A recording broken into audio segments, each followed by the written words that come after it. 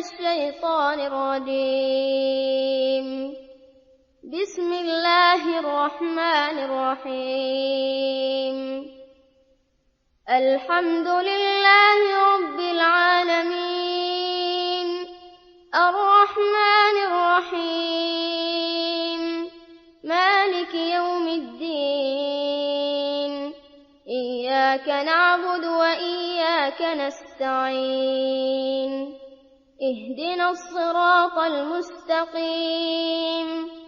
صراط الذين أنعمت عليهم غير المغضوب عليهم ولا الضالين.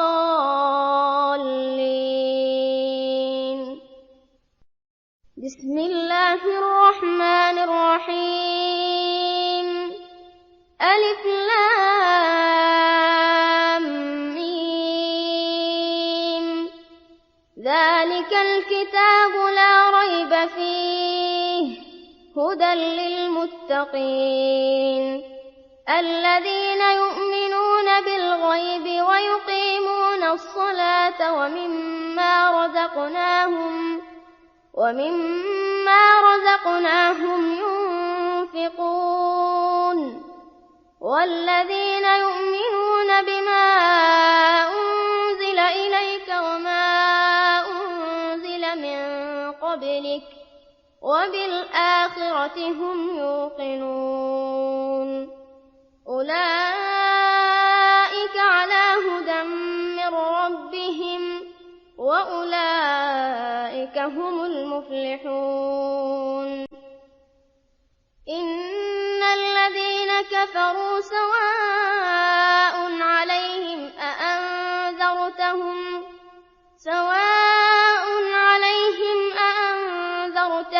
أم لم تنذرهم لا يؤمنون. ختم الله على قلوبهم وعلى سمعهم وعلى أبصارهم غشاوة ولهم عذاب عظيم. ومن الناس من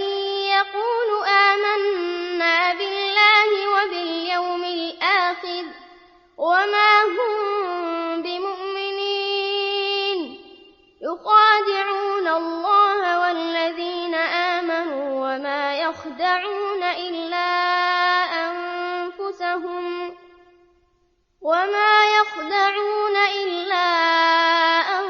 أنفسهم وما يشعرون.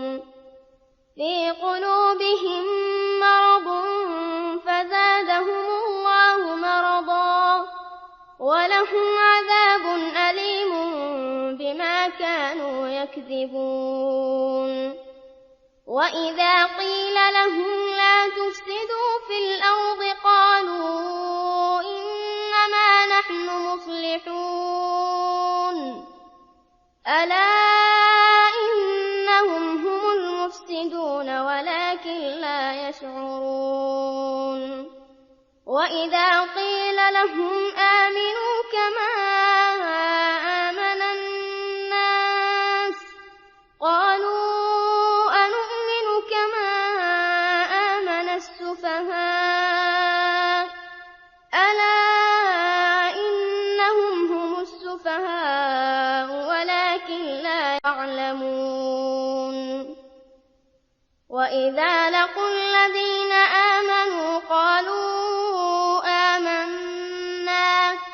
وإذا خلوا إلى شياطينهم قالوا إنا معكم إنما نحن مستهزئون.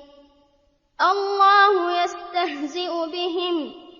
ويمدهم في طغيانهم يعمهون. أولئك الذين اشتروا الضلالة بالهدى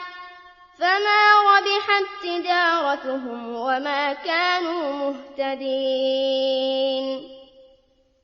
مثلهم كمثل الذي استوقد نارا فلما أضاءت ما حوله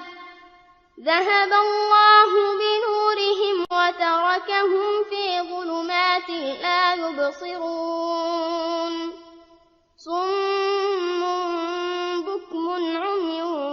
فهم لا يرجعون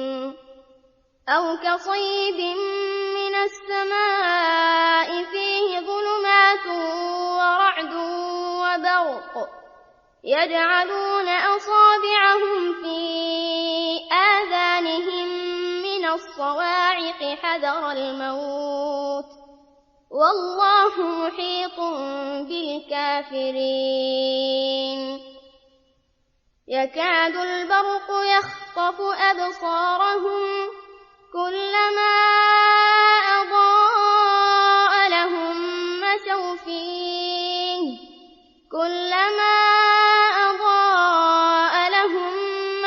فيه وإذا أظلم عليهم قاموا ولو شاء الله لذهب بسمعهم وأبصارهم إن الله على كل شيء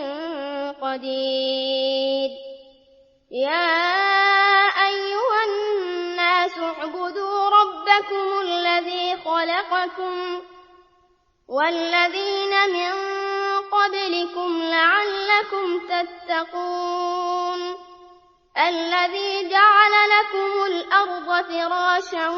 والسماء بناء وأنزل من السماء ماء فأخرج به من الثمرات رزقا لكم فلا تجعلوا لله أندادا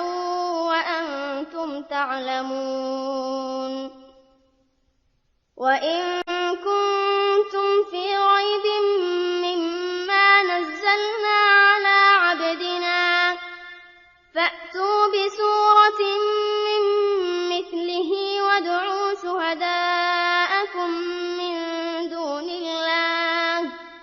وادعوا شهداءكم من دون الله إن كنتم صادقين فإن لم تفعلوا ولن تفعلوا فاتقوا النار التي وقودها الناس والحجارة أعدت للكافرين وبشر الذين آمنوا وعملوا الصالحات أن لهم جنات تجري من تحتها الأنهار كلما رزقوا منها من ثمرة رزقا قالوا هذا الذي رزقنا من قبل وأتوا به متشابها ولهم فيها أزواج مطهرة وهم فيها خالدون إن الله لا يستحيي أن يضرب مثلا ما بعوضة فما فوقها فأما الذين آمنوا فيعلمون أنه الحق من ربهم وأما الذين كفروا فيقولون ماذا أراد الله بهذا مثلا يضل به كثيرا ويهدي به كثيرا وما يضل به إلا الفاسقين الذين ينقضون عهد الله من بعد ميثاقه ويقطعون ما أمر الله به أن يوصل ويفسدون في الأرض أولئك هم الخاسرون كيف تكفرون بالله وكنتم أمواتا فأحياكم ثم يميتكم ثم يحييكم ثم إليه ترجعون هو الذي خلق لكم ما في الأرض جميعا ثم استوى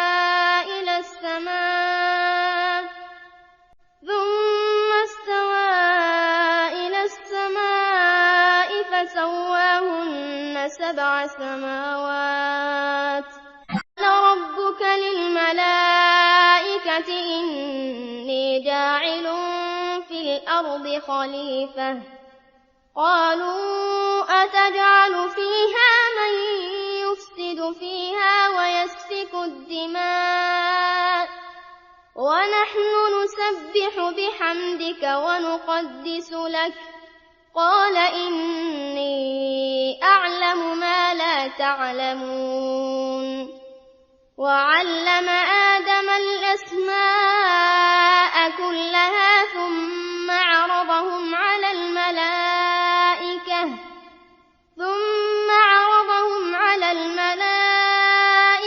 فقال أنبئوني بأسماء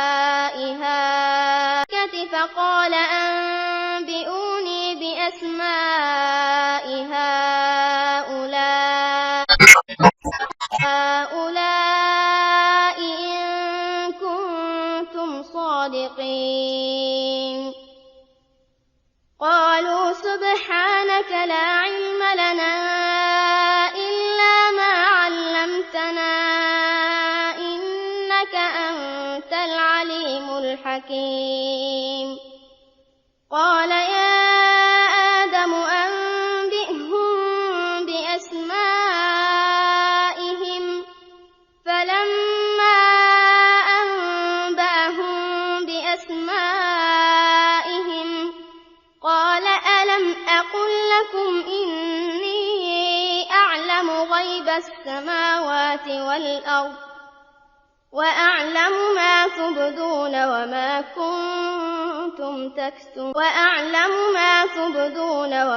كنتم تكتمون. وإذ قلنا للملائكة اسجدوا لآدم فسجدوا إلا إبليس أبى واستكبر وكان من الكافرين. وقلنا يا آدم اسكن أنت وزوجك الجنة وكلا منها رغدا حيث شئتما ولا تقربا هذه الشجرة فتكونا من الظالمين. فأزلهما الشيطان عنها فأخرجهما مما كانا فيه وقلنا اهبطوا بعضكم لبعض عدو ولكم في الأرض مستقر ومتاع إلى حين. فتلقى آدم من ربه كلمات فتاب عليه إنه هو التواب الرحيم. قلنا اهبطوا منها جميعا فإما يأتينكم مني هدى فمن تبع هداي فلا خوف عليهم ولا هم يحزنون. والذين كفروا وكذبوا بآياتنا أولئك أصحاب النار هم فيها خالدون. يا بني إسرائيل اذكروا نعمتي التي أنعمت عليكم وأوفوا بعهدي أوف بعهدكم وإياي فارهبون. وآمنوا بما أنزلت مصدقا لما معكم ولا تكونوا أول كافر به ولا تشتروا بآياتي ثمنا قليلا وإياي فاتقون. ولا تلبسوا الحق بالباطل وتكتموا الحق وأنتم تعلمون. وأقيموا الصلاة وآتوا الزكاة واركعوا مع الراكعين. أتأمرون الناس بالبر وتنسون أنفسكم وأنتم واستعينوا بالصبر والصلاة وإنها لكبيرة إلا على الخاشعين الذين يظنون أنهم ملاقو ربهم وأنهم إليه راجعون يا بني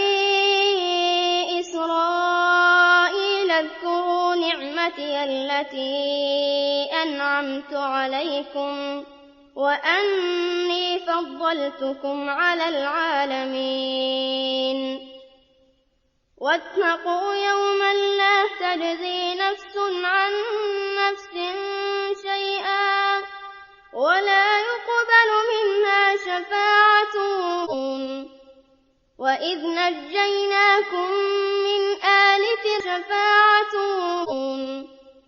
وإذ نجيناكم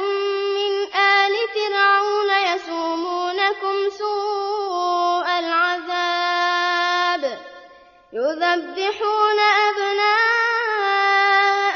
ويستحيون نساءكم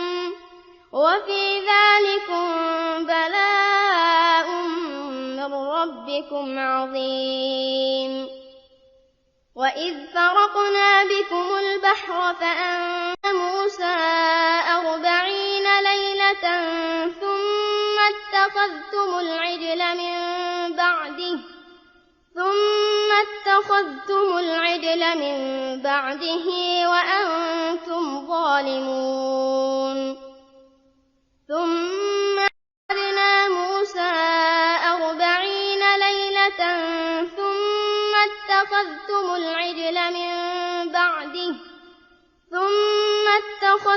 العجل من بعده وأنتم ظالمون ثم عفونا عنكم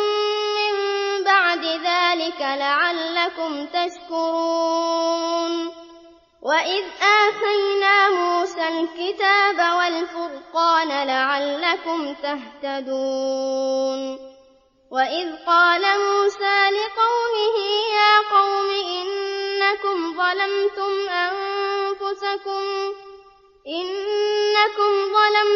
أنفسكم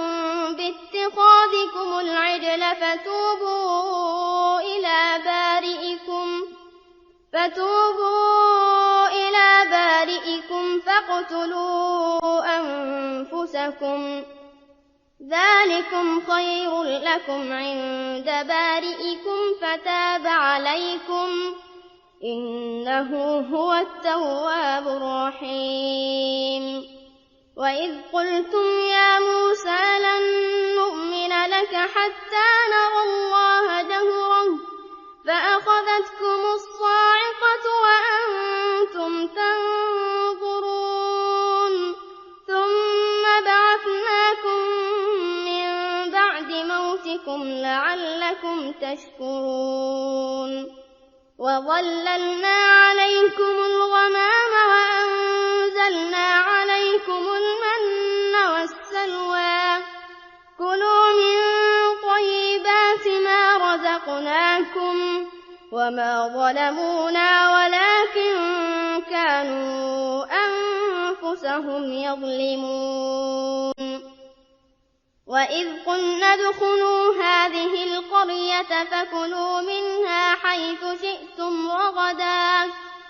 فكلوا منها حيث شئتم رغدا وادخلوا الباب سجدا وقولوا حطة نغفر لكم خطاياكم وسنزيد المحسنين فبدل الذين ظلموا قولا غير الذي قيل لهم فأنزلنا على الذين ظلموا رجزا من السماء بما كانوا يفسقون وإذ استسقى موسى لقومه فقلنا اضرب بعصاك الحجر فانفجرت منه 12 عينا قد علم كل أناس مشربهم كلوا واشربوا من رزق الله ولا تعثوا في الأرض مفسدين وإذ قلتم يا موسى لن نصبر على طعام واحد فادع لنا ربك يخرج لنا مما تنبت الأرض من بقلها وقثائها وفومها وعدسها وبصلها قال أتستبدلون الذي هو أدنى بالذي هو خير اهبطوا مصرا فإن لكم ما سألتم وضربت عليهم الذلة والمسكنة وباءوا بغضب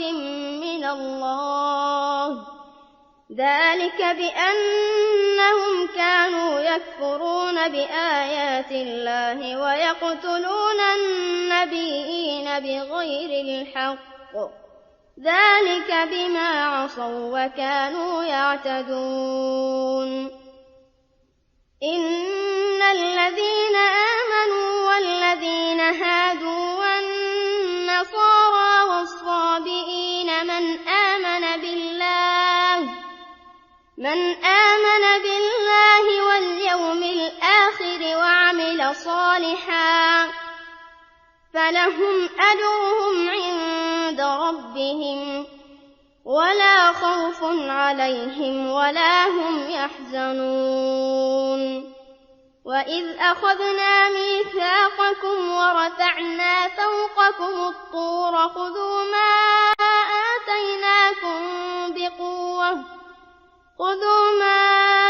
آتيناكم بقوة واذكروا ما فيه لعلكم تتقون ثم توليتم من بعد ذلك فلولا فضل الله عليكم ورحمته لكنتم من الخاسرين ولقد علمتم الذين اعتدوا منكم في السبت فقلنا لهم كونوا قردة خاسئين فجعلناها نكالا لما بين يديها وما خلفها وموعظة للمتقين وإذ قال موسى لقومه إن الله يأمركم أن تذبحوا بقرة قالوا أتتخذنا هزوا قال أعوذ بالله أن أكون من الجاهلين قالوا ادع لنا ربك يبين لنا ما هي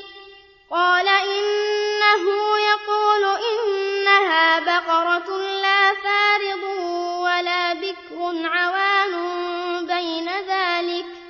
فافعلوا ما تؤمرون قالوا ادع لنا ربك يبين لنا ما لونها قال إنه يقول إنها بقرة صفراء فاقع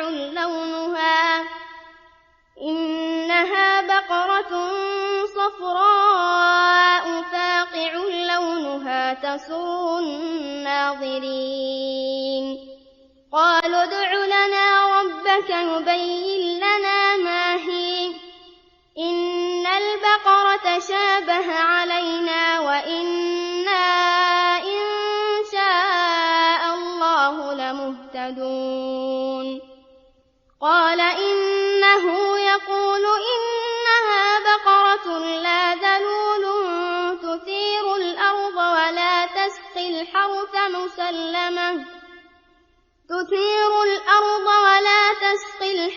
مسلمة لا شية فيها قالوا الآن جئت بالحق فذبحوها وما كادوا يفعلون وإذ قتلتم نفسا فادارأتم فيها والله مخرج ما كنتم تكتمون فقلنا اضربوه ببعضها كذلك يحيي الله الموتى ويريكم آياته لعلكم تعقلون ثم قست قلوبكم من بعد ذلك فهي كالحجارة أو أشد قسوة وإن من الحجارة لما يتفجر منه الأنهار وإن منها لما يشقق فيخرج منه الماء وإن منها لما يهبط من خشية الله وما الله بغافل عما تعملون أفتطمعون أن يؤمنوا لكم وقد كان فريق منهم يسمعون كلام الله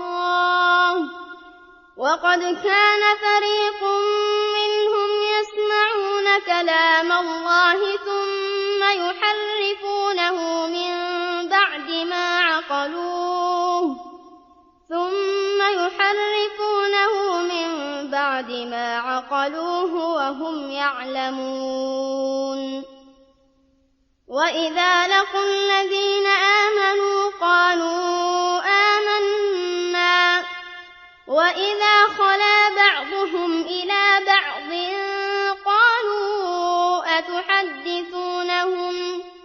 قالوا أتحدثونهم بما فتح الله عليكم ليحاجوكم به عند ربكم أفلا تعقلون أولا يعلمون أن الله يعلم ما يسرون وما يعلنون ومنهم أميون لا يعلمون الكتاب إلا أماني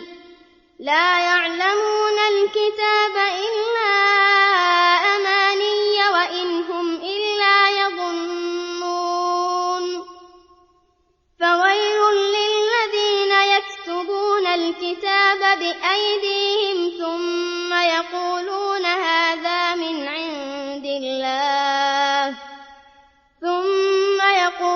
هذا من عند الله ليشتروا به ثمنا قليلا فويل لهم مما كتبت أيديهم وويل لهم مما يكسبون وقالوا لن تمسنا النار إلا أياما معدودة قل أتخذتم عند الله عهدا فلن يخلف الله عهده أم تقولون على الله ما لا تعلمون بلى من كسب سيئة وأحاطت به خطيئته فأولئك أصحاب النار هم فيها خالدون والذين آمنوا وعملوا الصالحات أولئك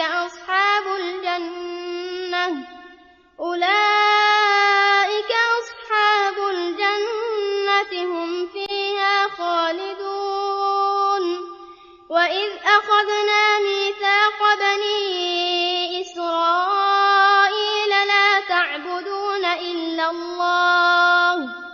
لا تعبدون إلا الله وبالوالدين إحسانا وذي القربى واليتامى والمساكين وقولوا للناس حسنا وأقيموا الصلاة وآتوا الزكاة ثم توليتم إلا قليلا منكم منكم وأنتم معرضون وإذ أخذنا ميثاقكم لا تسفكون دماءكم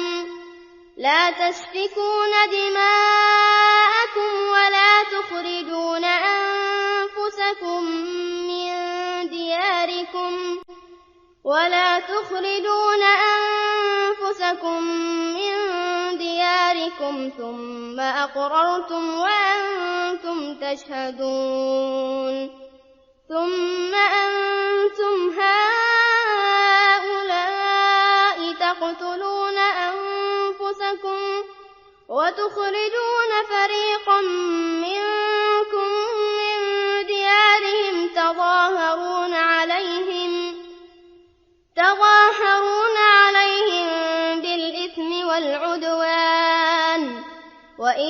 يأتوكم أسارى تفادوهم وهو محرم عليكم إخراجهم أفتؤمنون ببعض الكتاب وتكفرون ببعض فما جزاء من يفعل ذلك منكم إلا خزي في الحياة الدنيا ويوم القيامة يردون إلى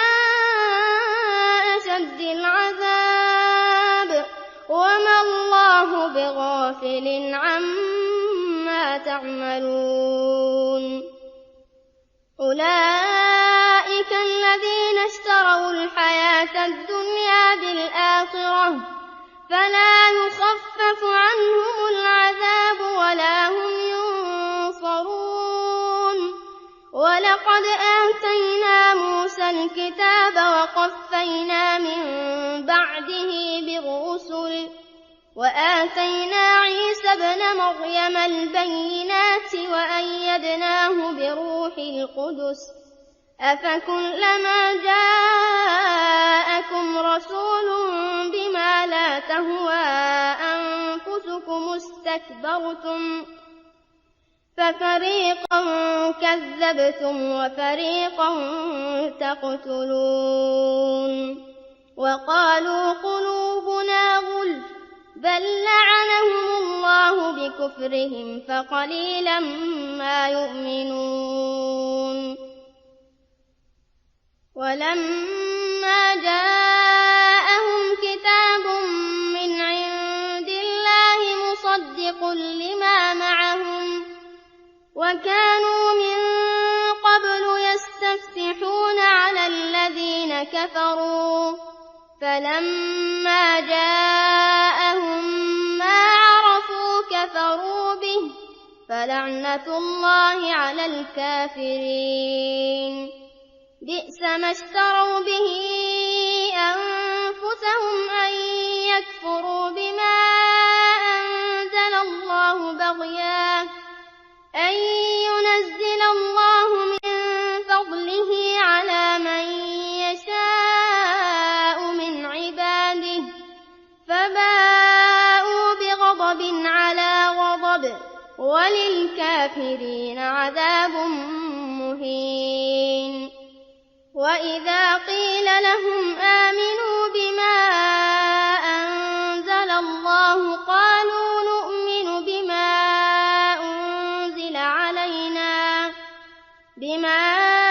أنزل علينا ويكفرون بما وراءه وهو الحق مصدقا لما معهم قل فلم تقتلون أنبياء الله من قبل إن كنتم مؤمنين ولقد جاءكم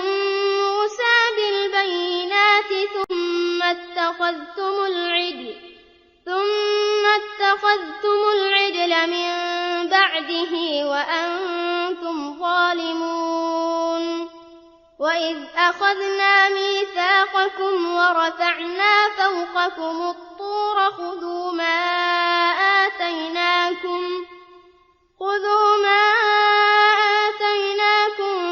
بقوة واسمعوا قالوا سمعنا وعصينا وأشربوا في قلوبهم العجل بكفرهم قل بئس ما يأمركم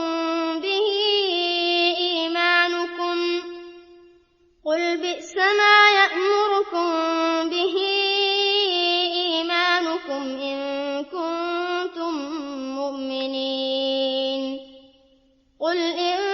كانت لكم الدار الآخرة عند الله خالصة من دون الناس فتمنوا الموت إن كنتم صادقين ولن يتمنوه أبدا بما قدمت أيديهم والله عليم بالظالمين ولتجدنهم أحرص الناس على حياة ومن الذين أشركوا يود أحدهم لو يعمر 1000 سنة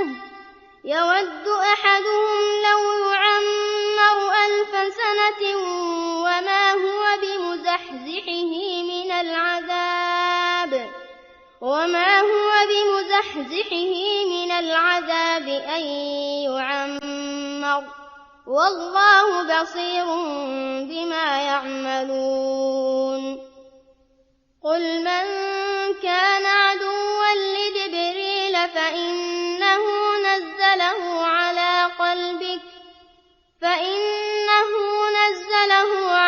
قلبك بإذن الله مصدقا لما بين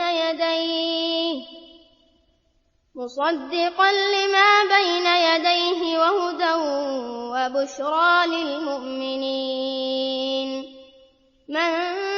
كان عدوا لله وملائكته ورسله وجبريل وميكال فإن الله عدو للكافرين ولقد أنزلنا إليك آيات بينات وما يكفر بها إلا الفاسقون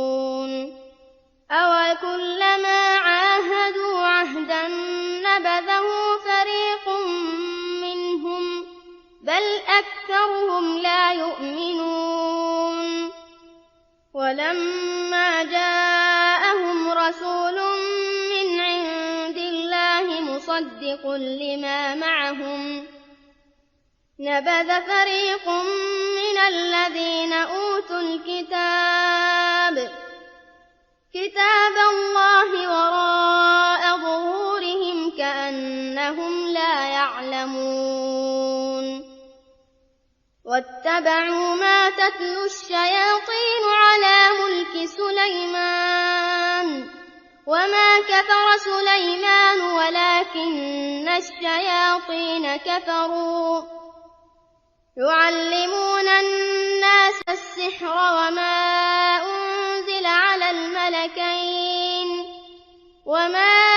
أنزل على الملكين ببابل هاروت وماروت وما يعلمان من أحد حتى يقولا إنما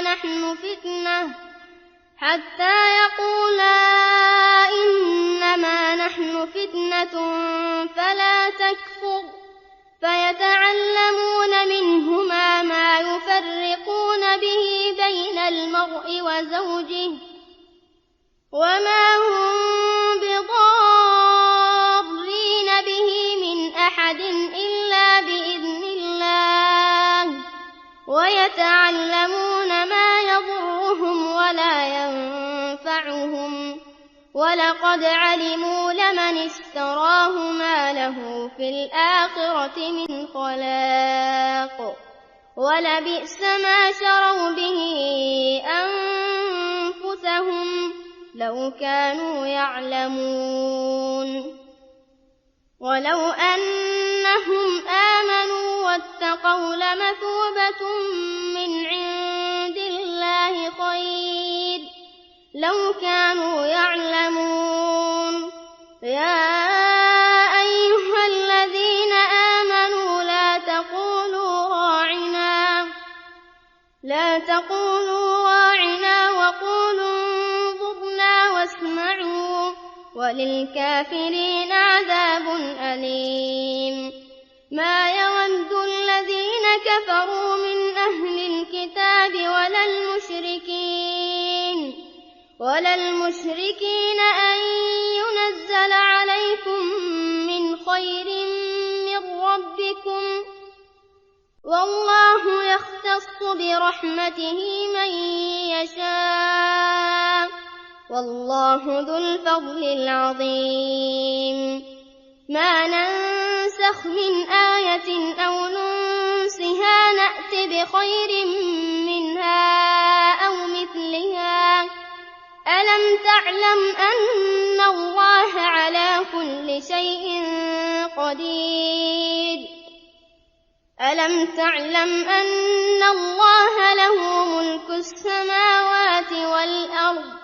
وما لكم من دون الله من ولي ولا نصير أم تريدون أن تسألوا رسولكم كما سئل موسى من قبل ومن يتبدل الكفر بالإيمان فقد ضل سواء السبيل ود كثير من أهل الكتاب لو يردونكم من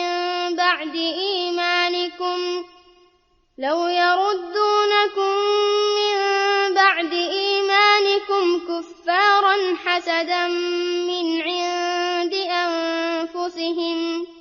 من بعد ما تبين لهم الحق فاعفوا واصفحوا حتى يأتي الله بأمره إن الله على كل شيء قدير وأقيموا الصلاة وآتوا الزكاة وما تقدموا لأنفسكم من خير تجدوه عند الله إن الله بما تعملون بصير وقالوا لن يدخل الجنة إلا من كان هودا أو نصارى تلك أمانيهم قل هاتوا برهانكم إن كنتم صادقين بلى من أسلم وجهه لله وهو محسن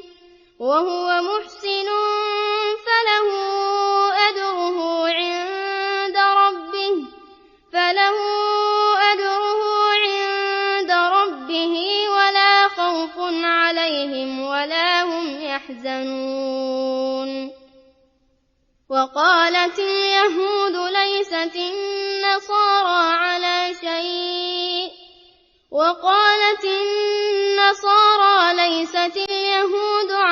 شيء وهم يتلون الكتاب كذلك قال الذين لا يعلمون مثل قولهم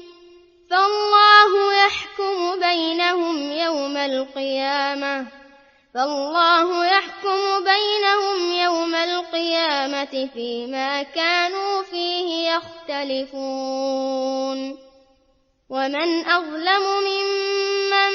منع مساجد الله أن يذكر فيها اسمه وسعى في خرابها أولئك ما كان لهم أن يدخلوها إلا خائفين لهم في الدنيا خزي ولهم في الآخرة عذاب عظيم ولله المشرق والمغرب فأينما تولوا فثم وجه الله إن الله واسع عليم وقالوا اتخذ الله ولدا سبحانه بل له ما في السماوات والأرض كل له قانتون بديع السماوات والأرض وإذا قضى أمرا فإنما يقول له كن فيكون وقال الذين لا يعلمون لولا يكلمنا الله أو تأتينا آية كذلك قال الذين من قبلهم مثل قولهم تشابهت قلوبهم قد بينا الآيات لقوم يوقنون إنا أرسلناك بالحق بشيرا ونذيرا ولا تسأل عن أصحاب الجحيم ولن ترضى عنك اليهود ولا النصارى حتى تتبع ملتهم قل إن هدى الله هو الهدى ولئن اتبعت أهواءهم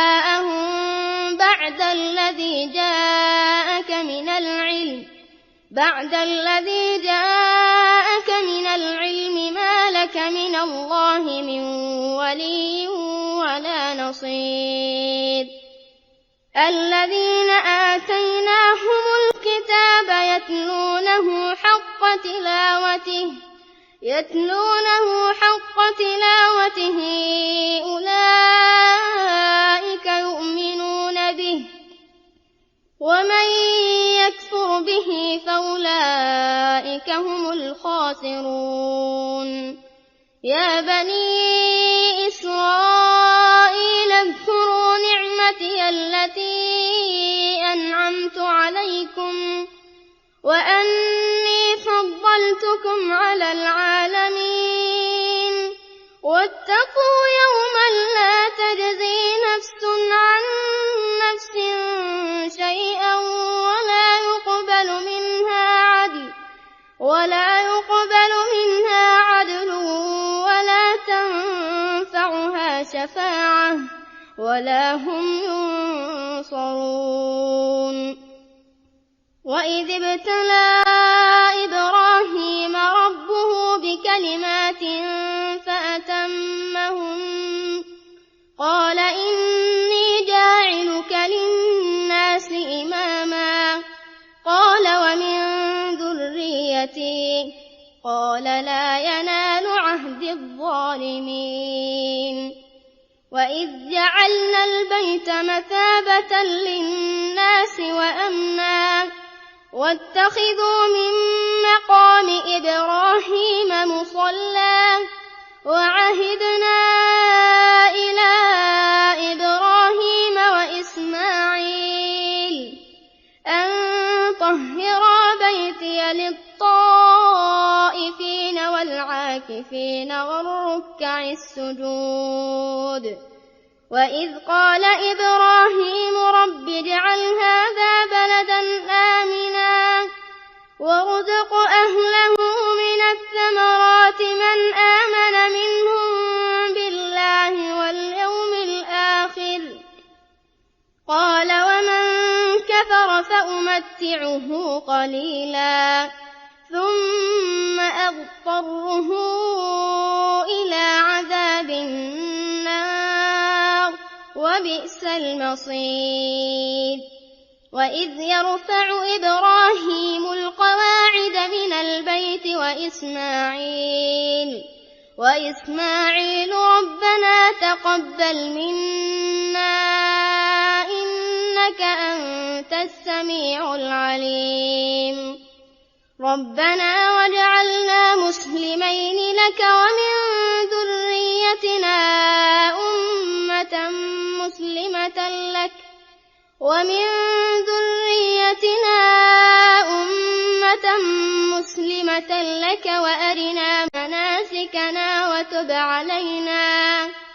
وأرنا مناسكنا وتب علينا إنك أنت التواب الرحيم ربنا وابعث فيهم رسولا منهم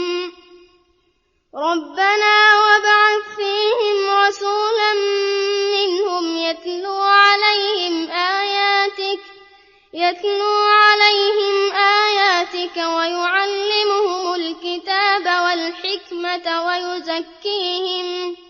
إنك أنت العزيز الحكيم ومن يرغب عن ملة إبراهيم إلا من سفه نفسه ولقد اصطفيناه في الدنيا وإنه في الآخرة لمن الصالحين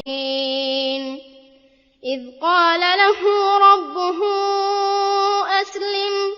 قال أسلمت لرب العالمين ووصى بها إبراهيم بنيه ويعقوب يا بني إن الله اصطفى لكم الدين فلا تموتن إلا وأنتم مسلمون أم كنتم شهداء إذ حضر يعقوب الموت إذ قال لبنيه ما تعبدون من بعدي قالوا نعبد إلهك وإله آبائك إبراهيم وإسماعيل وإسحاق إلها واحدا ونحن له مسلمون تلك أمة قد خلت لها ما كسبت ولكم ما كسبتم ولا تسألون عما كانوا يعملون وقالوا كونوا هودا أو نصارى تهتدوا قل بل ملة إبراهيم حنيفا وما كان من المشركين قولوا آمنا بالله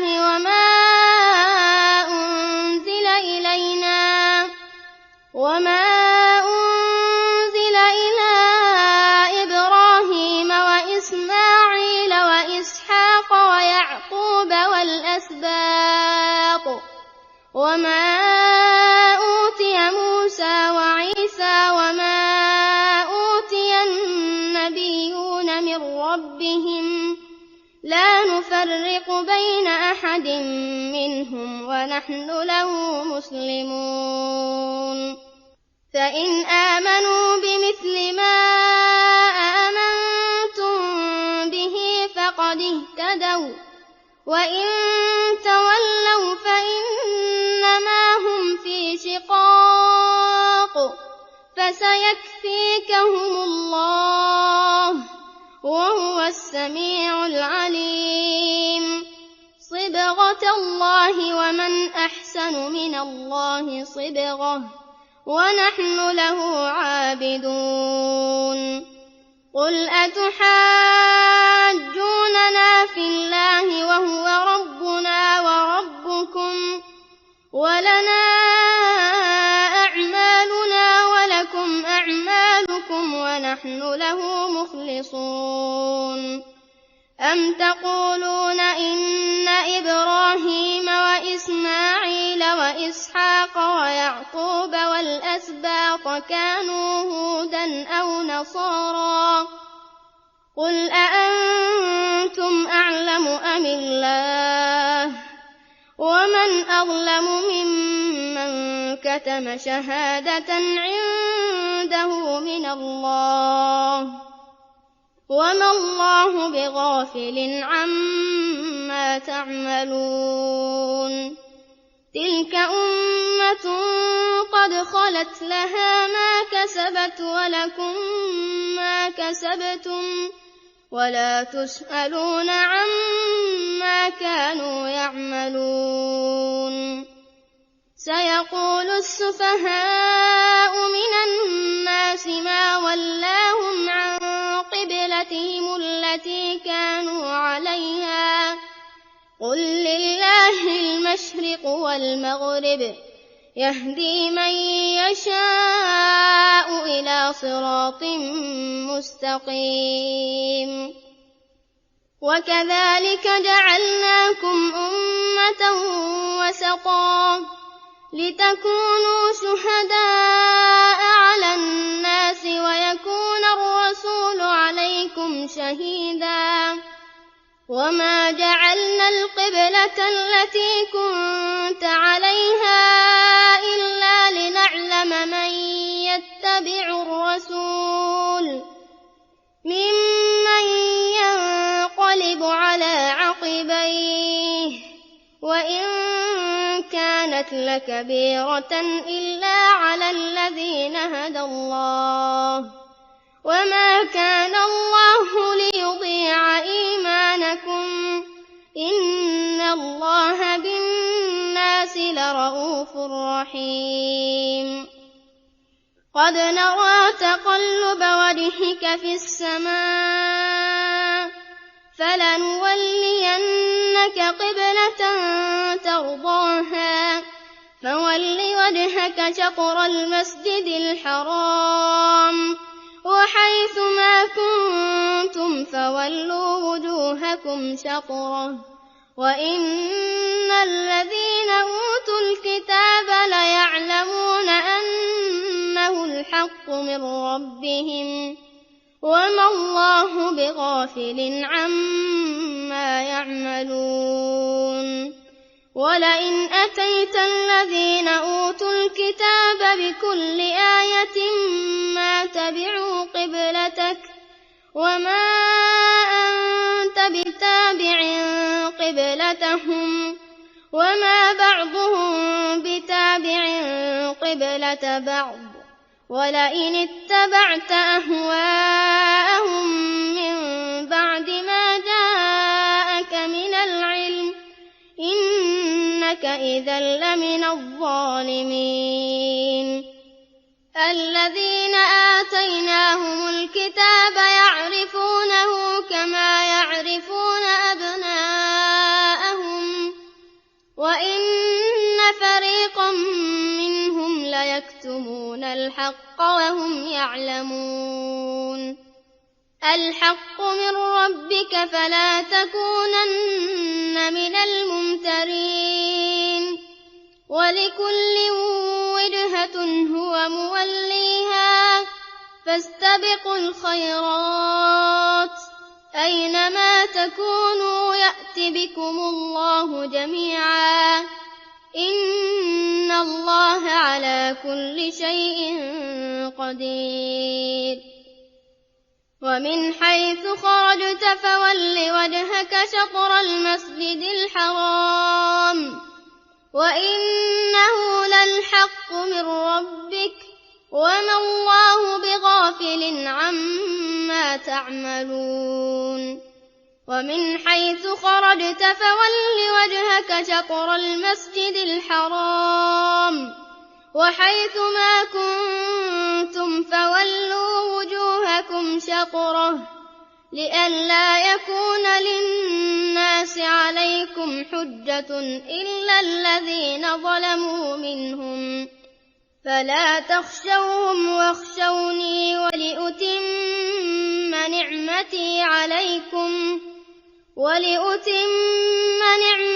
عليكم ولعلكم تهتدون. كما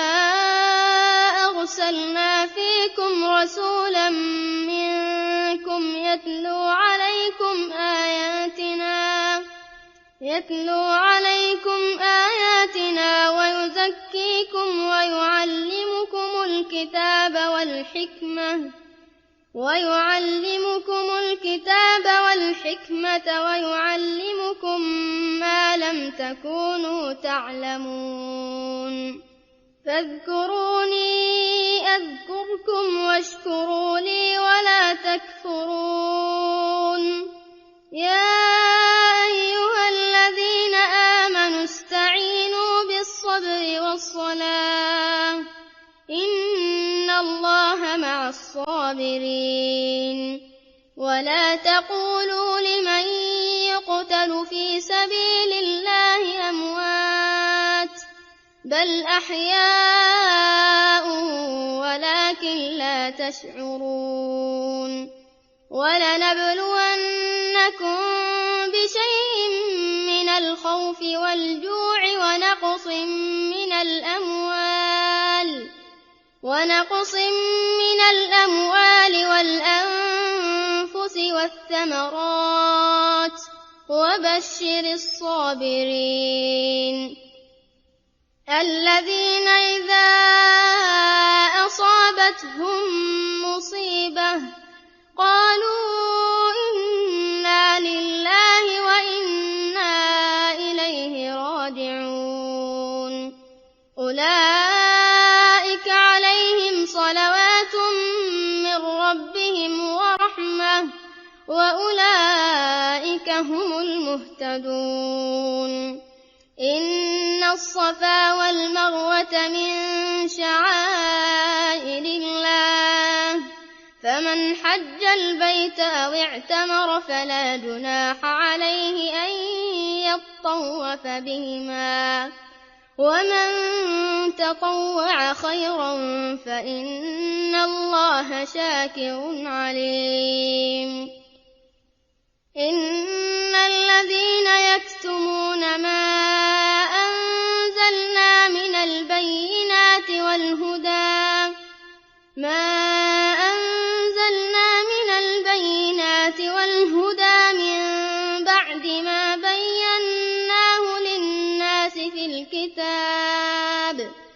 من بعد ما بيناه للناس في الكتاب أولئك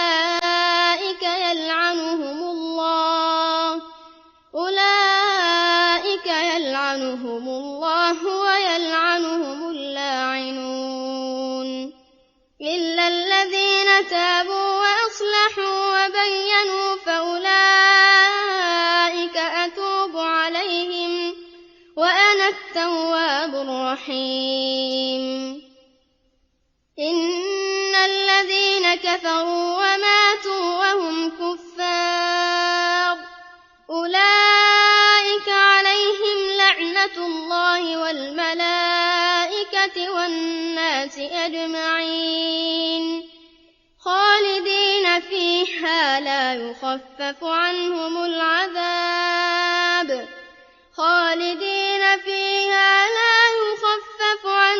العذاب ولا هم ينظرون وإلهكم إله واحد لا إله إلا هو الرحمن الرحيم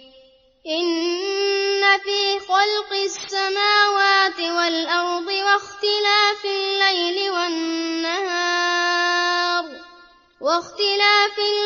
والنهار والفلك التي تجري في البحر بما ينفع الناس وما أنزل الله من السماء من ماء فأحيا به الأرض بعد موتها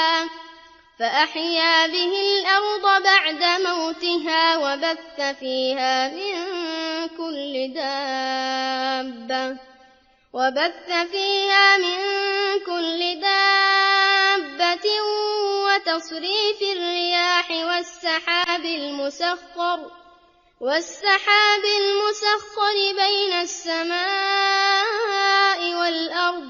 لآيات لقوم يعقلون ومن الناس من يتخذ من دون الله أندادا يحبونهم كحب الله والذين آمنوا أشد حبا لله ولو يرى الذين ظلموا إذ يرون العذاب أن القوة لله جميعا وأن الله شديد العذاب إذ تبرأ الذين اتبعوا من الذين اتبعوا ورأوا العذاب ورأوا العذاب وتقطعت بهم الأسباب. وقال الذين اتبعوا لو أن لنا كرة فنتبرأ منهم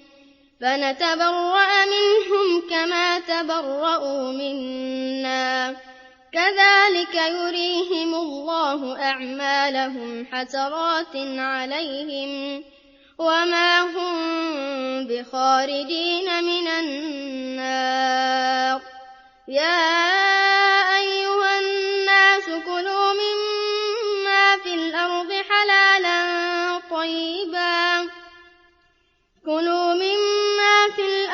حلالا طيبا ولا تتبعوا خطوات الشيطان إنه لكم عدو مبين. إنما يأمركم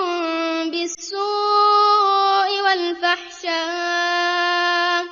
وأن تقولوا على الله ما لا تعلمون.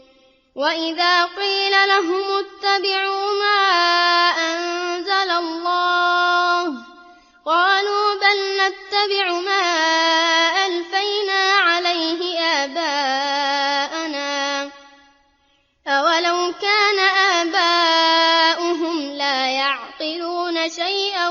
ولا يهتدون. ومثل الذين كفروا كمثل الذي ينعق بما لا يسمع إلا دعاء ونداء صم بكم عمي فهم لا يعقلون. يا أيها الذين آمنوا كلوا من طيبات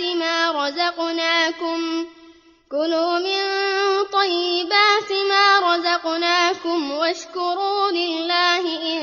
كنتم إياه تعبدون. إنما حرم عليكم الميتة والدم ولحم الخنزير وما أهل به لغير الله فمن اضطر غير باغ ولا عاد فلا إثم عليه إن الله غفور رحيم. إن الذين يكتمون ما أنزل الله من الكتاب ويشترون به ثمنا قليلا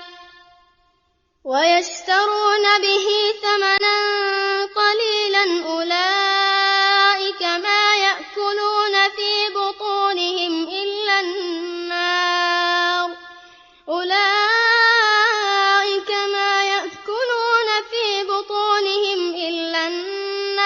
ولا يكلمهم الله يوم القيامة ولا يزكيهم ولهم عذاب أليم. أولئك الذين اشتروا الضلالة بالهدى والعذاب بالمغفرة فما أصبرهم على النار ذلك بأن الله نزل الكتاب بالحق وإن الذين اختلفوا في الكتاب لفي شقاق بعيد. ليس البر أن تولوا وجوهكم قبل المشرق والمغرب ولكن البر من آمن بالله واليوم الآخر والملائكة والكتاب والنبيين وآتى المال على حبه ذوي القربى واليتامى والمساكين وابن السبيل والسائلين وفي الرقاب وأقام الصلاة وآتى الزكاة والموفون بعهدهم إذا عاهدوا والصابرين في البأساء والضراء وحين البأس أولئك الذين صدقوا وأولئك هم المتقون. يا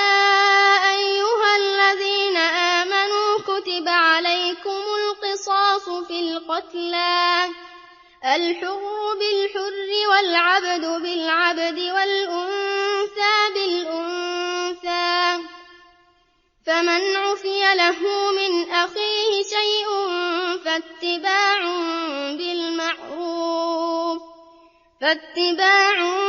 بالمعروف وأداء إليه بإحسان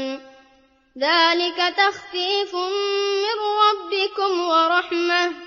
فمن اعتدى بعد ذلك فله عذاب أليم. ولكم في القصاص حياة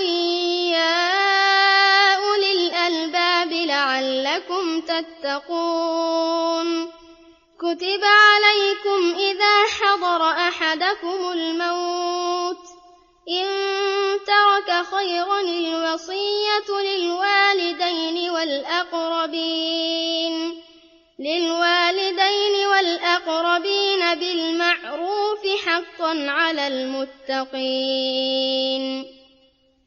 فمن بدله بعدما سمعه فإنما إثمه على الذين يبدلونه إن الله سميع عليم. فمن خاف من موص جنفا أو إثما فأصلح بينهم فلا إثم عليه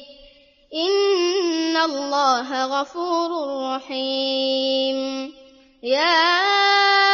أيها الذين آمنوا كتب عليكم الصيام كما كتب على الذين من قبلكم لعلكم تتقون. أياما معدودات فمن كان منكم مريضا أو على سفر فعدة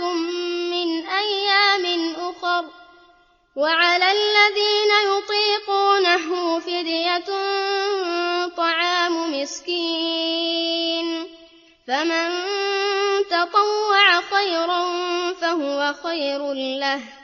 وأن تصوموا خير لكم إن كنتم تعلمون. شهر رمضان الذي أنزل فيه القرآن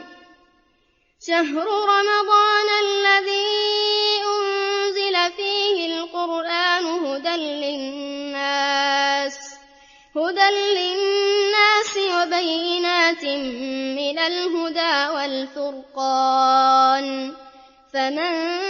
شهد منكم الشهر فليصمه ومن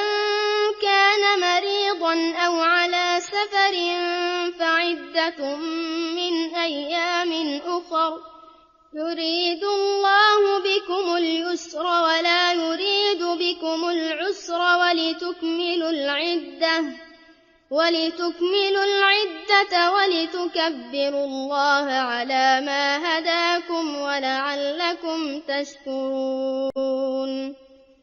وإذا سألك عبادي عني فإني قريب أجيب دعوة الداع إذا دعان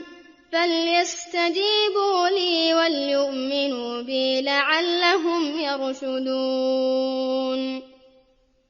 أحل لكم ليلة الصيام الرفث إلى نسائكم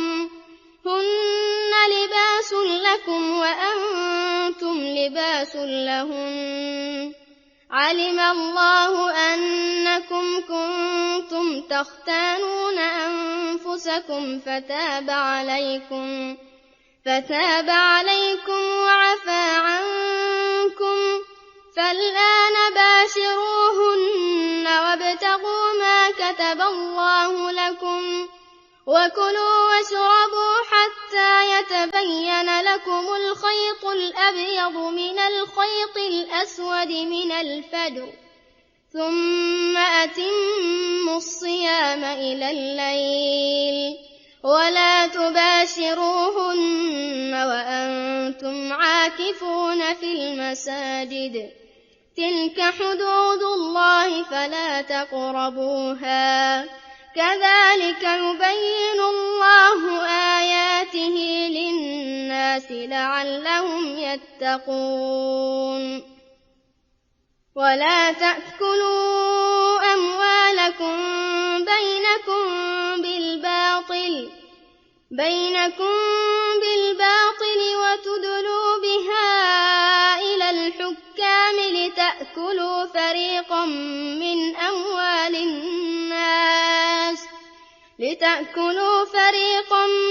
أموال الناس بالإثم وأنتم تعلمون.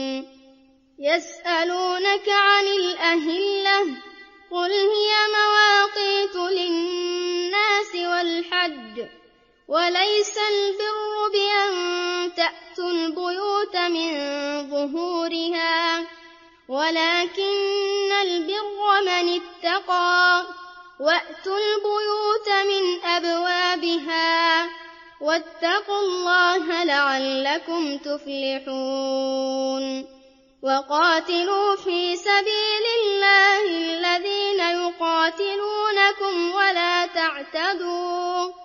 إن الله لا يحب المعتدين. واقتلوهم حيث ثقفتموهم وأخرجوهم من حيث أخرجوكم، والفتنة أشد من القتل، ولا تقاتلوهم عند المسجد الحرام حتى يقاتلوكم فيه، فإن قاتلوكم فاقتلوهم، كذلك جزاء الكافرين. فإن انتهوا فإن الله غفور رحيم. وقاتلوهم حتى لا تكون فتنة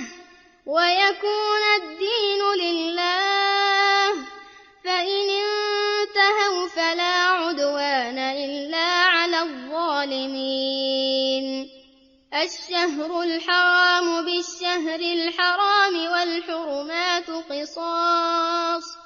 فمن اعتدى عليكم فاعتدوا عليه بمثل ما اعتدى عليكم، واتقوا الله واعلموا أن الله مع المتقين. وأنفقوا في سبيل الله ولا تلقوا بأيديكم إلى التهلكة وأحسنوا، إن الله يحب المحسنين.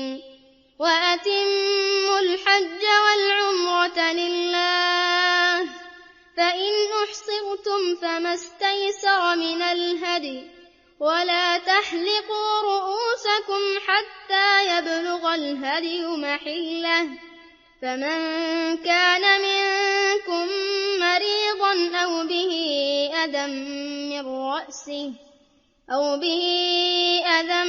من رأسه ففدية من صيام أو صدقة أو نسك، فإذا أمنتم فمن تمتع بالعمرة إلى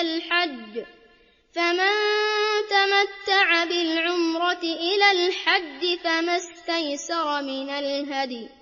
فمن لم يجد فصيام 3 أيام في الحج و7 إذا رجعتم، تلك 10 كاملة،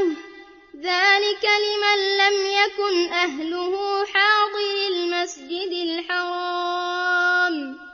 واتقوا الله واعلموا أن الله شديد العقاب. الحج أشهر معلومات، فمن فرض فيهن الحج فلا رفث ولا فسوق ولا جدال في الحج، وما تفعلوا من خير يعلمه الله،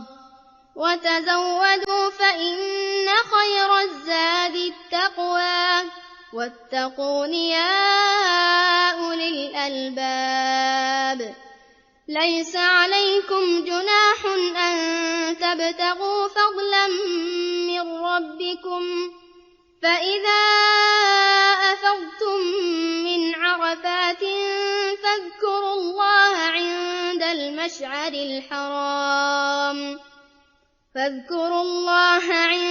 المشعر الحرام واذكروه كما هداكم وإن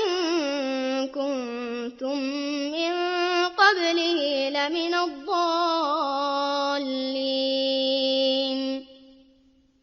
ثم أفيضوا من حيث أفاض الناس واستغفروا الله إن الله غفور رحيم. فإذا قضيتم مناسككم فاذكروا الله كذكركم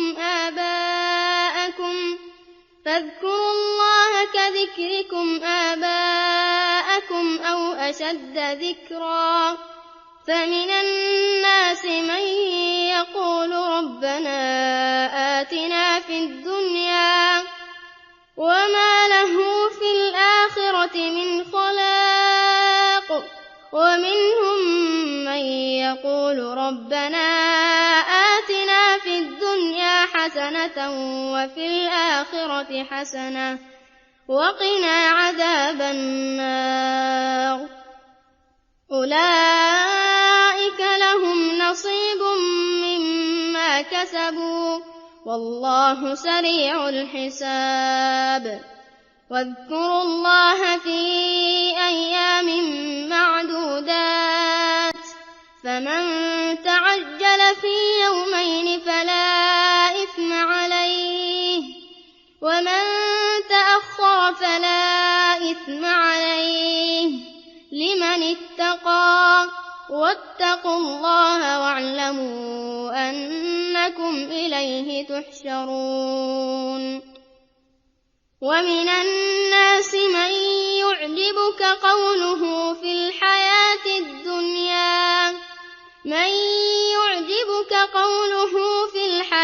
الدنيا ويشهد الله على ما في قلبه وهو ألد الخصام. وإذا تولى سعى في الأرض ليفسد فيها ويهلك الحرث والنسل والله لا يحب الفساد. وإذا قيل له اتق الله أخذته العزة بالإثم فحسبه جهنم ولبئس المهاد. ومن الناس من يشري نفسه ابتغاء مرضات الله والله رؤوف بالعباد. يا أيها الذين آمنوا ادخلوا في السلم كافة ولا تتبعوا خطوات الشيطان إنه لكم عدو مبين. فإن زللتم من بعد ما جاءتكم البينات فاعلموا أن الله عزيز حكيم. هل ينظرون إلا أن يأتيهم الله في ظلل من الغمام والملائكة وقضي الأمر وإلى الله ترجع الأمور. سل بني إسرائيل كم آتيناهم من آية بينة ومن يبدل نعمة الله من بعد ما جاءته فإن الله شديد العقاب زين للذين كفروا الحياة الدنيا ويسخرون من الذين آمنوا والذين اتقوا فوقهم يوم القيامة والله يرزق من يشاء بغير حساب كان الناس أمة واحدة فبعث الله النبيين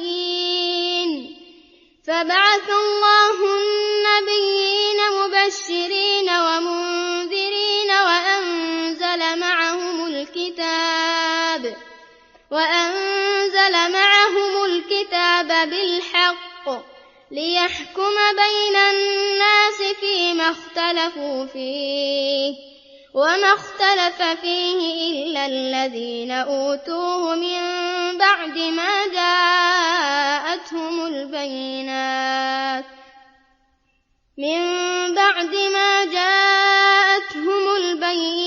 بغيا بينهم فهدى الله الذين آمنوا لما اختلفوا فيه من الحق بإذنه والله يهدي من يشاء إلى صراط مستقيم أم حسبتم أن تدخلوا الجنة ولما يأتكم مثل الذين خلوا من قبلكم مستهم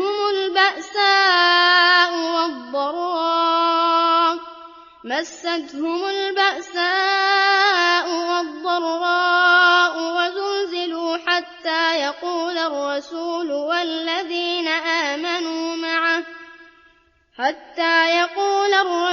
والذين آمنوا معه متى نصر الله ألا إن نصر الله قريب يسألونك ماذا ينفقون قل ما أنفقتم من خير فللوالدين والأقربين واليتامى والمساكين وابن السبيل وما تفعلوا من خير فإن الله به عليم كتب عليكم القتال وهو كره لكم وعسى أن تكرهوا شيئا وهو خير لكم وعسى أن تحبوا شيئا وهو شر لكم والله يعلم وأنتم لا تعلمون يسألونك عن الشهر الحرام قتال فيه قل قتال فيه كبير وصد عن سبيل الله وكفر به والمسجد الحرام وإخراج أهله منه أكبر عند الله والفتنة أكبر من القتل ولا يزالون يقاتلونكم حتى يردوكم عن دينكم إن استطاعوا ومن يرتد منكم عن دينه فيمت وهو كافر فأولئك حبطت أعمالهم في الدنيا والآخرة وأولئك أصحاب النار هم فيها خالدون إن الذين آمنوا والذين هاجروا وجاهدوا في سبيل الله أولئك يرجون رحمة الله والله غفور رحيم يسألونك عن الخمر والميسر قل فيهما إثم كبير ومنافع للناس وإثمهما أكبر من نفعهما ويسألونك ماذا ينفقون قل العفو كذلك يبين الله لكم الآيات لعلكم تتفكرون في الدنيا والآخرة ويسألونك عن اليتامى قل إصلاح لهم خير وإن تخالطوهم فإخوانكم والله يعلم المفسد من المصلح ولو شاء الله لأعنتكم إن الله عزيز حكيم ولا تنكحوا المشركات حتى يؤمنوا ولأمة مؤمنة خير من مشركة ولو أعجبتكم ولا تنكحوا المشركين حتى يؤمنوا ولعبد مؤمن خير من مشرك ولو أعجبكم أولئك يدعون إلى النار والله يدعو إلى الجنة والمغفرة بإذنه ويبين آياته للناس لعلهم يتذكرون ويسألونك عن المحيض قل هو أذى فاعتزلوا النساء في المحيض ولا تقربوهن حتى يطهرن فإذا تطهرن فأتوهن من حيث أمركم الله إن الله يحب التوابين ويحب المتطهرين نساؤكم حرث لكم فأتوا حرثكم أنى شئتم وقدموا لأنفسكم واتقوا الله واعلموا أنكم ملاقوه وبشر المؤمنين ولا تجعلوا الله عرضة لأيمانكم أن تبروا وتتقوا وتصلحوا بين الناس والله سميع عليم لا يؤاخذكم الله باللغو في أيمانكم ولكن يؤاخذكم بما كسبت قلوبكم والله غفور حليم للذين يؤلون من نسائهم تربص 4 أشهر فإن فاءوا فإن الله غفور رحيم وإن عزموا الطلاق فإن الله سميع عليم والمطلقات يتربصن بأنفسهن 3 قروء ولا يحل لهن أن يكتمن ما خلق الله في أرحامهن إن كن يؤمن بالله واليوم الآخر وبعولتهن أحق بردهن في ذلك إن أرادوا إصلاحا ولهن مثل الذي عليهن بالمعروف وللرجال عليهن درجة والله عزيز حكيم الطلاق 2 مرتان فإمساك بمعروف أو تسريح بإحسان ولا يحل لكم أن تأخذوا مما آتيتموهن شيئا إلا أن يخافا ألا يقيما حدود الله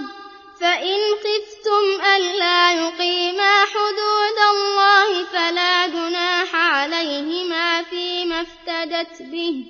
تلك حدود الله فلا تعتدوها ومن يتعد حدود الله فأولئك هم الظالمون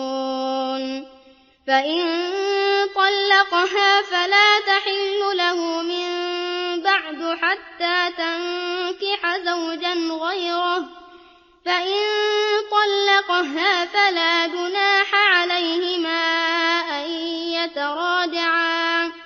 فلا جناح عليهما أن يتراجعا إن ظنا أن يقيما حدود الله وتلك حدود الله يبينها لقوم يعلمون وإذا طلقتم النساء فبلغن أجلهن فأمسكوهن بمعروف أو سرحوهن بمعروف ولا تمسكوهن ضرارا لتعتدوا ومن يفعل ذلك فقد ظلم نفسه ولا تتخذوا آيات الله هزوا واذكروا نعمة الله عليكم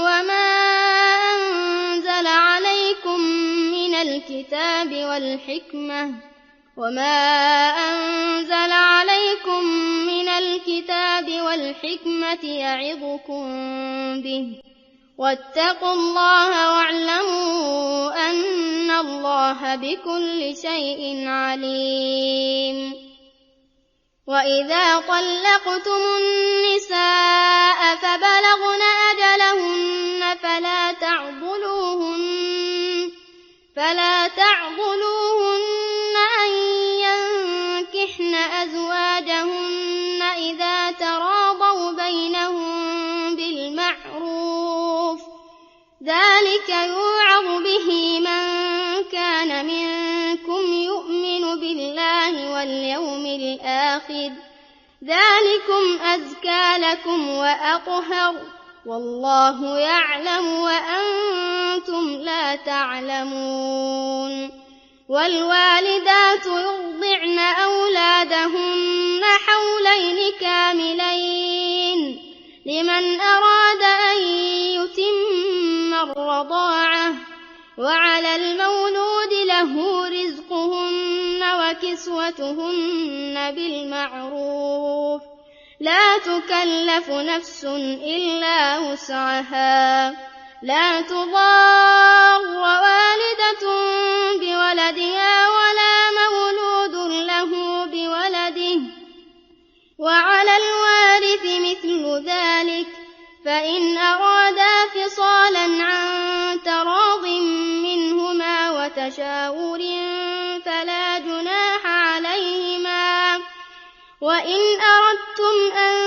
تسترضعوا أولادكم فلا جناح عليكم إذا سلمتم ما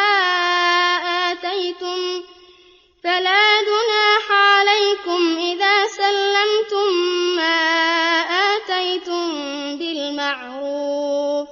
واتقوا الله واعلموا أن الله بما تعملون بصير والذين يتوفون منكم ويذرون أزواجا يتربصن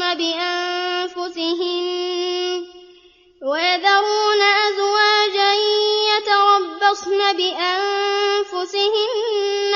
4 أشهر و10 فإذا بلغن أجلهن فلا جناح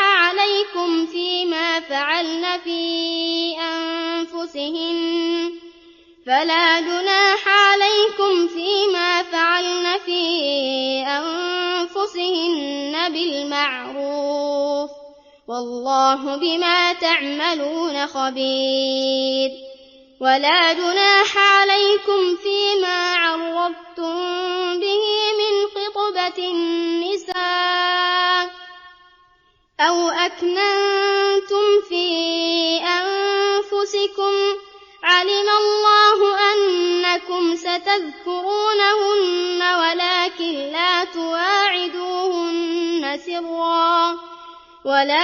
لا تواعدوهن سرا إلا أن تقولوا قولا معروفا ولا تعزموا عقدة النكاح حتى يبلغ الكتاب أجله واعلموا أن الله يعلم ما في أنفسكم فاحذروه واعلموا أن الله غفور حليم. لا جناح عليكم إن طلقتم النساء ما لم تمسوهن أو تفرضوا لهن فريضة ومتعوهن على الموسع قدره وعلى المقتر قدره متاعا بالمعروف حقا على المحسنين. وإن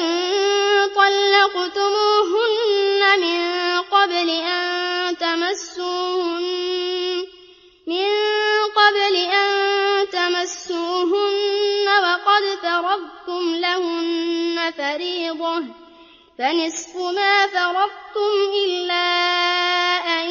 يعفون أو يعفو الذي بيده عقدة النكاح وأن تعفوا أقرب للتقوى ولا تنسوا الفضل بينكم إن الله بما تعملون بصير. حافظوا على الصلوات والصلاة الوسطى وقوموا لله قانتين. فإن خفتم فرجالا أو ركبانا فإذا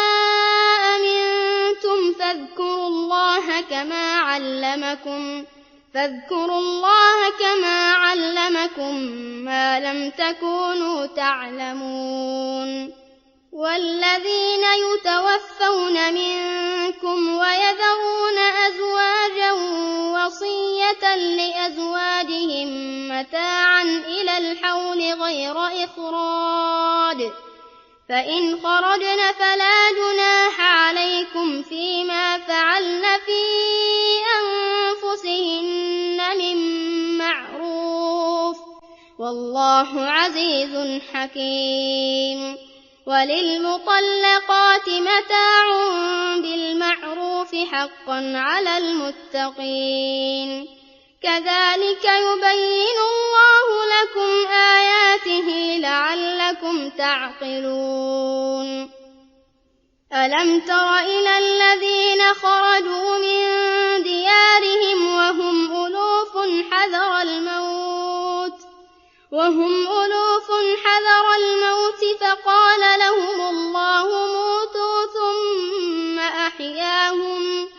إن الله لذو فضل على الناس ولكن أكثر الناس لا يشكرون. وقاتلوا في سبيل الله واعلموا أن الله سميع عليم. من ذا الذي يقرض الله قرضا حسنا فيضاعفه له أضعافا كثيرة والله يقبض ويبسط وإليه ترجعون. ألم تر إلى الملأ من بني إسرائيل من بعد موسى إذ قالوا لنبي له ابعث لنا ملكا نقاتل في سبيل الله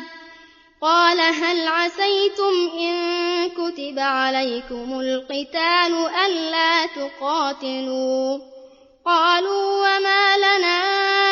ألا نقاتل في سبيل الله وقد أخرجنا من ديارنا وأبنائنا فلما كتب عليهم القتال إلا قليلا منهم والله عليم بالظالمين. وقال لهم نبيهم إن الله قد بعث لكم طالوت ملكا قالوا أنى يكون له الملك علينا ونحن أحق بالملك منه ولم يؤت سعة من المال قال إن الله اصطفاه عليكم وزاده بسطة في العلم والجسم والله يؤتي ملكه من يشاء والله واسع عليم. وقال لهم نبيهم إن آية ملكه أن يأتيكم التابوت فيه سكينة من ربكم وبقية مما ترك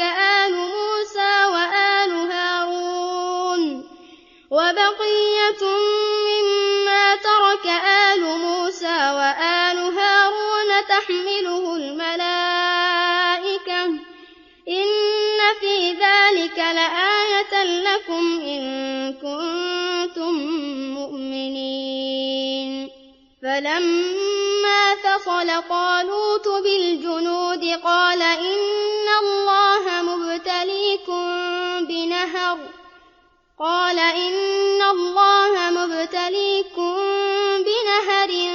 فمن شرب منه فليس مني ومن لم يطعمه فإنه مني إلا من اغترف غرفة بيده فشربوا منه إلا قليلا منهم. فلما جاوزه هو والذين آمنوا معه قالوا لا طاقة لنا اليوم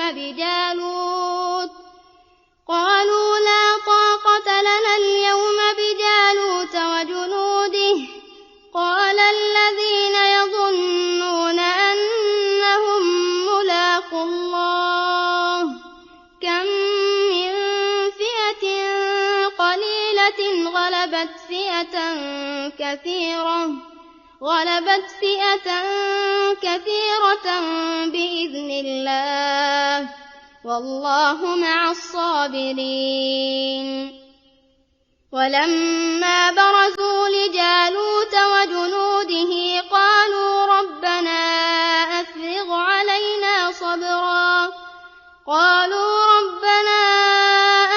علينا صبرا وثبت أقدامنا وانصرنا على القوم الكافرين. فهزموهم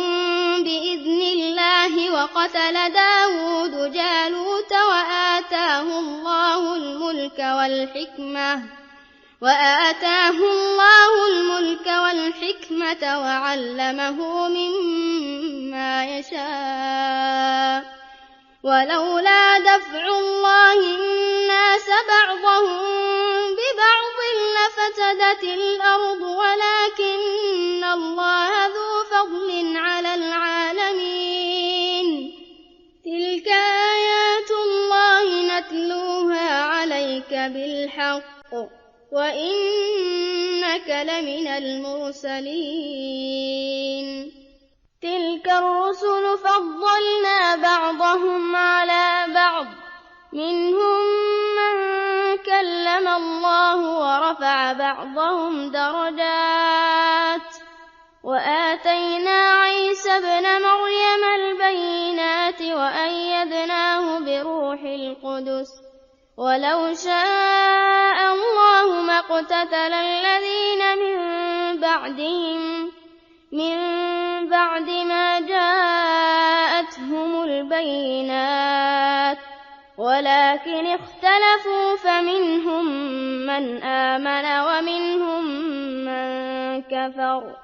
ولو شاء الله ما اقتتلوا. ولكن الله يفعل ما يريد. يا أيها الذين آمنوا أنفقوا مما رزقناكم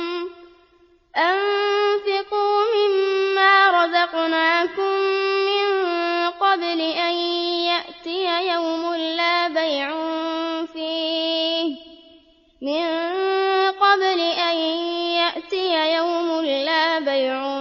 فيه ولا خلة ولا شفاعة والكافرون هم الظالمون. الله لا إله إلا هو الحي القيوم لا تأخذه سنة ولا نوم له ما في السماوات وما في الأرض من ذا الذي يشفع عنده إلا بإذنه يعلم ما بين أيديهم وما خلفهم ولا يحيطون بشيء من علمه إلا بما شاء وسع كرسيه السماوات والأرض ولا يئوده حفظهما وهو العلي العظيم. لا إكراه في الدين قد تبين الرشد من الغي فمن يكفر بالطاغوت ويؤمن بالله فقد استمسك بالعروة الوثقى لا انفصام لها والله سميع عليم. الله ولي الذين آمنوا يخرجهم من الظلمات إلى النور والذين كفروا أولياؤهم الطاغوت يخرجونهم من النور إلى الظلمات أولئك أصحاب النار هم فيها خالدون. ألم تر إلى الذي حاج إبراهيم في ربه أن آتاه الله الملك إذ قال إبراهيم ربي الذي يحيي ويميت قال أنا أحيي وأميت قال إبراهيم فإن الله يأتي بالشمس من المشرق فأت بها من المغرب فبهت الذي كفر والله لا يهدي القوم الظالمين. أو كالذي مر على قرية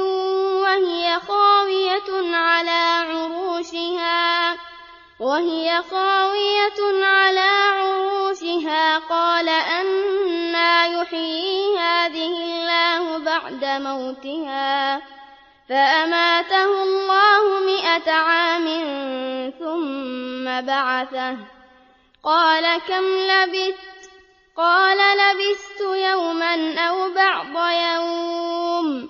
قال بل لبثت 100 عام فانظر إلى طعامك وشرابك لم يتسنه وانظر إلى حمارك ولنجعلك آية للناس وانظر إلى العظام كيف ننشزها ثم نكسوها لحما فلما تبين له قال أعلم أن الله على كل شيء قدير. وإذ قال إبراهيم رب أرني كيف تحيي الموتى قال أولم تؤمن قال بلى ولكن ليطمئن قلبي قال فخذ 4 من الطير فصرهن إليك ثم اجعل على كل جبل منهن جزءا ثم ادعهن يحبطنك سعيا واعلم أن الله عزيز حكيم مثل الذين ينفقون أموالهم في سبيل الله كمثل حبة أنبتت 7 سنابل في كل سنبلة 100 حبة والله يضاعف لمن يشاء والله واسع عليم الذين ينفقون أموالهم في سبيل الله ثم لا يتبعون ما أنفقوا منا ولا أذى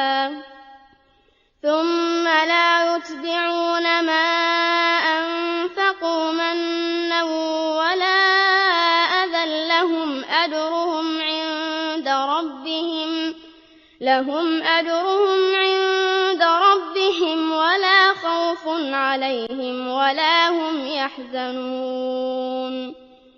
قول معروف ومغفرة خير من صدقة يتبعها أذى والله غني حليم يا أيها الذين آمنوا لا تبطلوا صدقاتكم بالمن والأذى كالذي ينفق ماله رئاء الناس ولا يؤمن بالله واليوم الآخر فمثله كمثل صفوان عليه تراب فأصابه وابل فتركه صلدا لا يقدرون على شيء مما كسبوا والله لا يهدي القوم الكافرين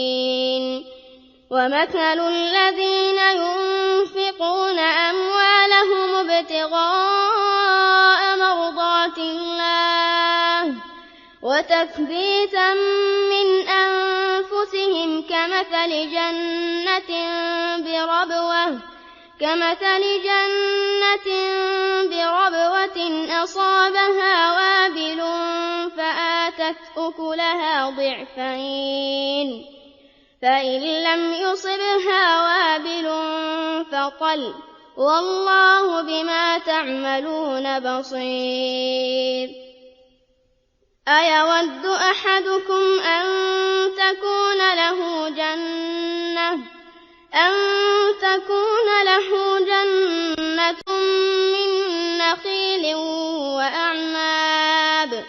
من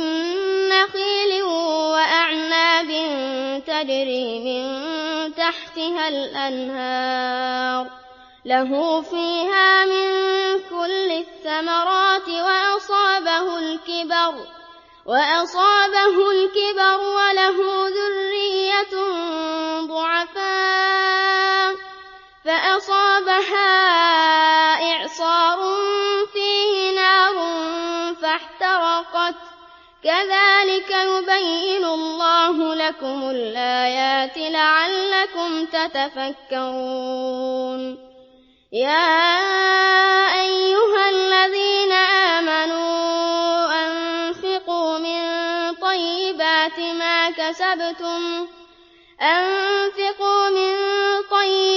ما كسبتم ومما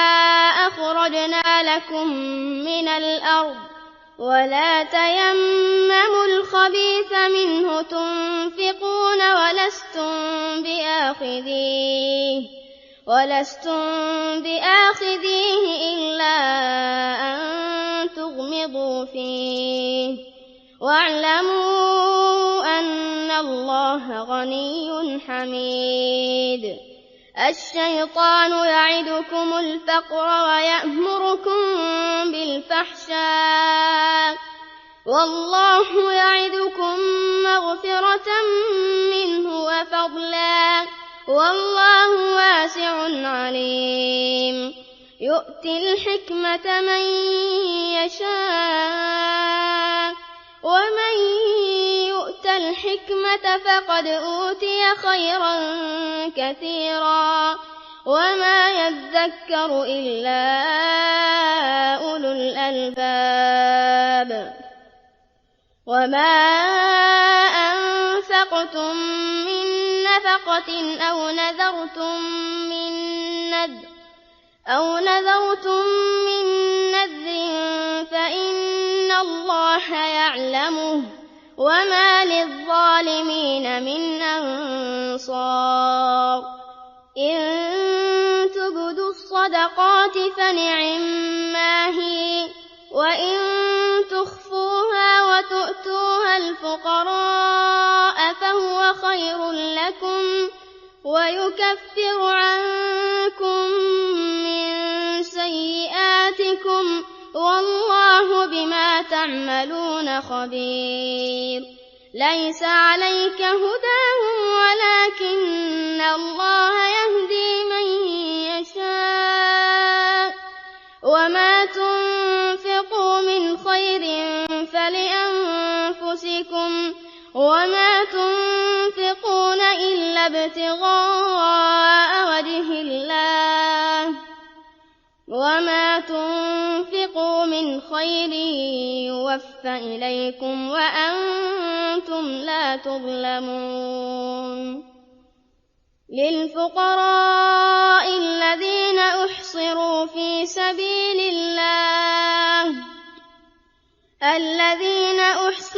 في سبيل الله لا يستطيعون ضربا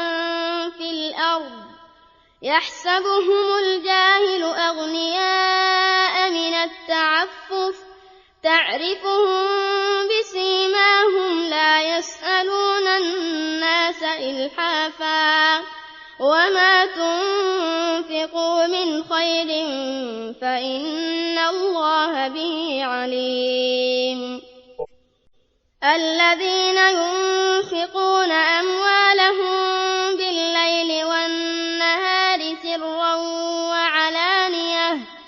فلهم أجرهم عند ربهم ولا خوف عليهم ولا هم يحزنون الذين يأكلون الربا لا يقومون إلا كما يقوم الذي يتخبطه الشيطان من المس ذلك بأنهم قالوا إنما البيع مثل الربا وأحل الله البيع وحرم الربا فمن جاءه موعظة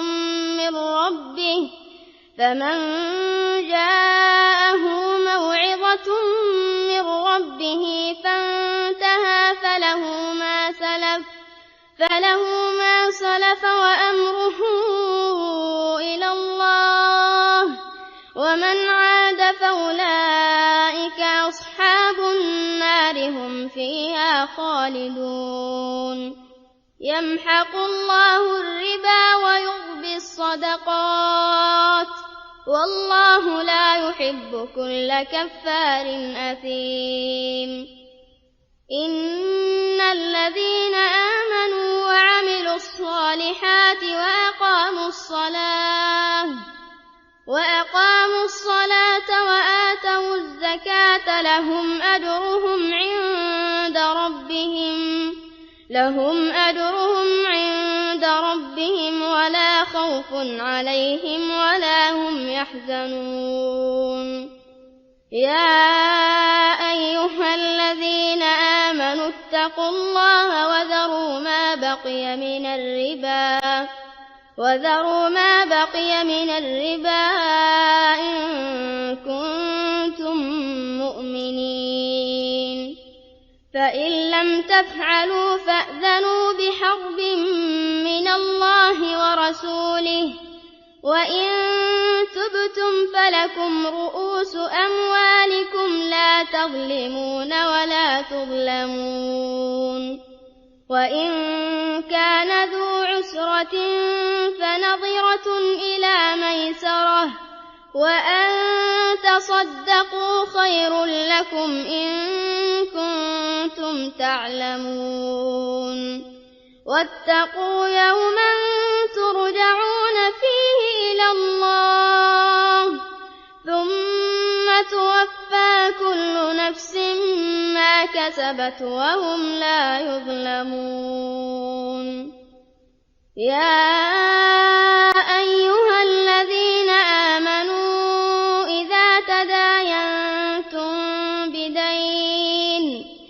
إِذَا تَدَايَنتُم بِدَيْنٍ إِلَىٰ أَجَلٍ مُّسَمًّى فَاكْتُبُوهُ وَلْيَكْتُب بَّيْنَكُمْ كَاتِبٌ بِالْعَدْلِ وَلَا يَأْبَ كَاتِبٌ أَن يَكْتُبَ كَمَا عَلَّمَهُ اللَّهُ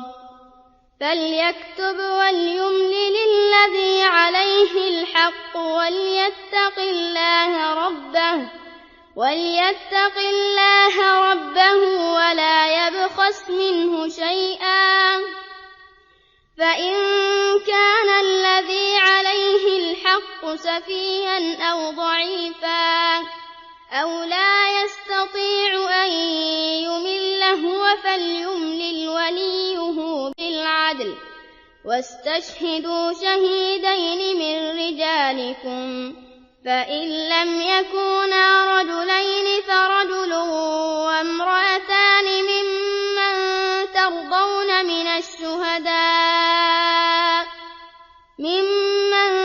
تَرْضَوْنَ مِنَ الشُّهَدَاءِ أَن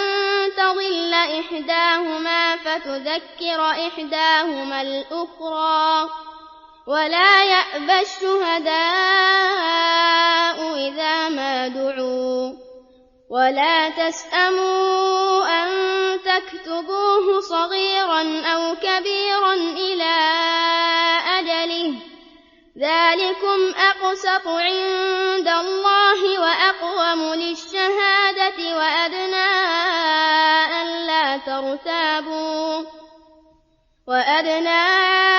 أَلَّا تَرْتَابُوا إِلَّا أَن تَكُونَ تِجَارَةً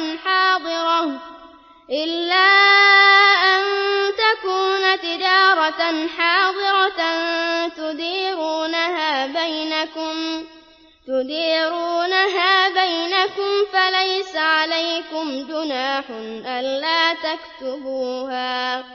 وَأَشْهِدُوا إِذَا تَبَايَعْتُمْ وَلَا يُضَارَّ كَاتِبٌ وَلَا شَهِيدٌ وَإِن تَفْعَلُوا فَإِنَّهُ فُسُوقٌ بِكُمْ وَاتَّقُوا اللَّهَ وَيُعَلِّمُكُمُ اللَّهُ وَاللَّهُ بِكُلِّ شَيْءٍ عَلِيمٌ وَإِن كُنتُمْ عَلَىٰ سَفَرٍ وَلَمْ تَجِدُوا كَاتِبًا فَرِهَانٌ مَّقْبُوضَةٌ فَإِنْ أَمِنَ بَعْضُكُم بَعْضًا فَلْيُؤَدِّ الَّذِي اؤْتُمِنَ أَمَانَتَهُ وَلْيَتَّقِ اللَّهَ رَبَّهُ وَلَا تَكْتُمُوا الشَّهَادَةَ وَمَن يَكْتُمْهَا فَإِنَّهُ آثِمٌ قَلْبُهُ وَاللَّهُ بِمَا تَعْمَلُونَ عَلِيمٌ لِلَّهِ مَا فِي السَّمَاوَاتِ وَمَا فِي الْأَرْضِ وَإِن تُبْدُوا مَا فِي أَنفُسِكُمْ أَوْ تُخْفُوهُ يُحَاسِبْكُم بِهِ اللَّهُ فَيَغْفِرُ لِمَن يَشَاءُ وَيُعَذِّبُ مَن يَشَاءُ وَاللَّهُ عَلَىٰ كُلِّ شَيْءٍ قَدِيرٌ آمَنَ الرَّسُولُ بِمَا أُنزِلَ إِلَيْهِ مِن رَّبِّهِ وَالْمُؤْمِنُونَ كُلٌّ آمَنَ بِاللَّهِ وَمَلَائِكَتِهِ وَكُتُبِهِ وَرُسُلِهِ لَا نُفَرِّقُ بَيْنَ أَحَدٍ مِّن رُّسُلِهِ وَقَالُوا سَمِعْنَا وَأَطَعْنَا غفرانك ربنا وإليك المصير. لا يكلف الله نفسا إلا وسعها، لها ما كسبت وعليها ما اكتسبت. ربنا لا تؤاخذنا إن نسينا أو أخطأنا، ربنا ولا تحمل علينا إصرا كما حملته على الذين من قبلنا، ربنا ولا تحملنا ما لا طاقة لنا به، واعف عنا واغفر لنا وارحمنا، أنت مولانا فانصرنا على القوم الكافرين. والآن مع الشريط الثاني لسورة آل عمران.